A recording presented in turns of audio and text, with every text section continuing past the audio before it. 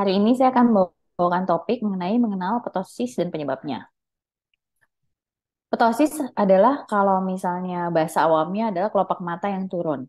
Definisinya sendiri artinya kondisi abnormal di mana posisi tepi kelopak mata atas turun dengan bola mata dalam posisi primer. Jadi artinya apa namanya si kelopak matanya itu lebih rendah dari posisinya daripada yang seharusnya. Biasanya normalnya kelopak mata atas hanya menutupi 1 sampai 2 milimeter dari bagian hitam mata yang bagian atasnya. Tapi kalau misalnya lebih dari itu, apalagi kalau sampai bagian hitam matanya tertutup sampai setengah, itu udah bisa dibilang sebagai ptosis. Penyebabnya, jadi kalau misalnya ptosis itu biasanya digolongkan menjadi dua golongan besar, yaitu kongenital. Jadi dia ditemukan pada saat lahir, yang kedua didapat. Didapat itu maksudnya artinya setelah usianya lebih tua gitu. Nah, kalau untuk kongenital, sebagian besar karena adanya gangguan lokal terisolasi pada otot levator palpebra superior. Jadi, otot pengangkat kelopak mata itu yang utama adalah otot levator palpebra superior. Nah, kalau misalnya dia ada kelainan, maka posisi kelopak matanya akan turun.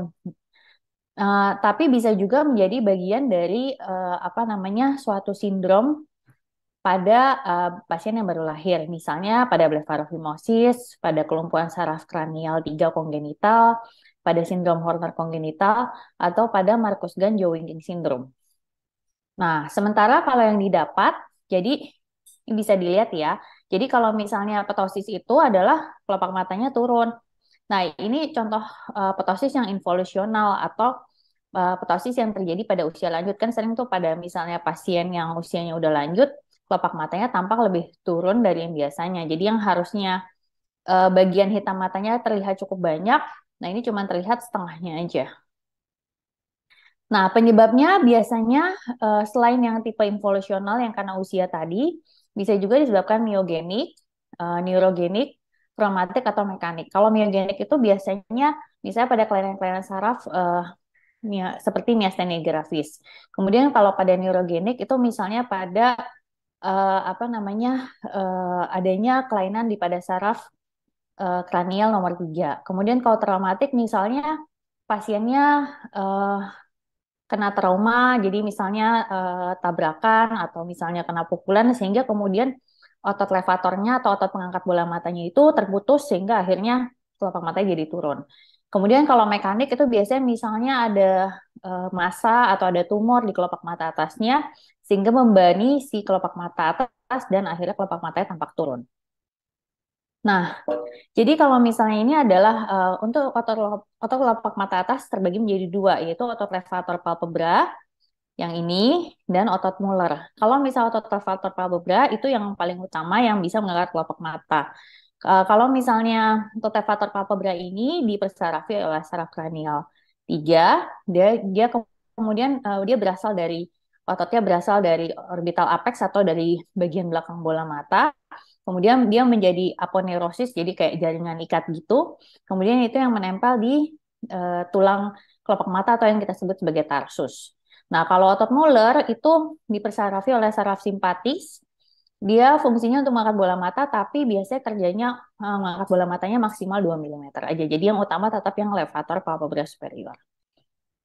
Nah, yang untuk mendiagnosis ptosis yang harus dicari apa aja. Jadi kalau misalnya dari anamnesis atau dari wawancara, itu biasanya pasien ada keluhan matanya tampak mengecil, terlihat lelah, lapang pandangnya terbatas. Jadi misalnya kalau nggak kelihatan bagian atasnya karena ketutupan sama kelopak mata. Kadang-kadang ada sakit kepala karena pasien biasanya selalu berusaha untuk mengangkat kelopak bola mata, selalu berusaha mengangkat kelopak mata sehingga akhirnya otot-otot dahinya jadi capek. Kemudian ptosis didapat seringkali yang terjadi didapatkan pada lansia kalau ptosis genital terlihat sejak lahir. Nah, pemeriksaan yang dikerjakan biasanya harus diperiksa tajam penglihatannya dan apakah ada kelainan refraksi. Kemudian posisi alisnya apakah mengangkat ataukah tetap di posisi yang normal dan apakah ada kelebihan kulit pada kelopak mata. Jadi kadang-kadang kalau misalnya pasien tua selain kelopak matanya turun itu juga kadang-kadang kalau ada kelebihan kulit di kelopak matanya atau yang disebut sebagai dermatokalasi, jadi dia juga bisa menutupi si kelopak matanya tadi. bola matanya tadi. Kemudian harus dilihat juga palpasi diraba kelopak mata dan tepi orbitanya apakah ada massa atau tidak, dicek juga gerak bola matanya. Pada beberapa kasus, misalnya pada miastenia grafis, mungkin bisa diperiksa melakukan pemeriksaan laboratorium dan ada juga bisa juga pemeriksaan imaging untuk mengetahui apakah ada kelainan di dalam rongga bola mata ataupun di kepala yang bisa menyebabkan si ptosis tadi. Nah, manajemen ptosis yang utama adalah pembedahan.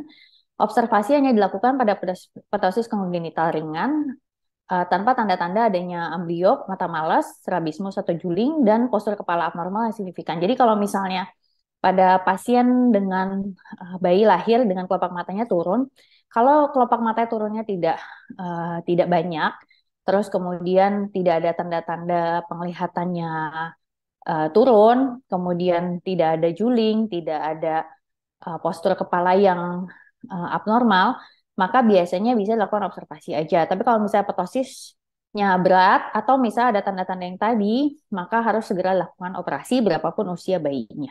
Terima kasih.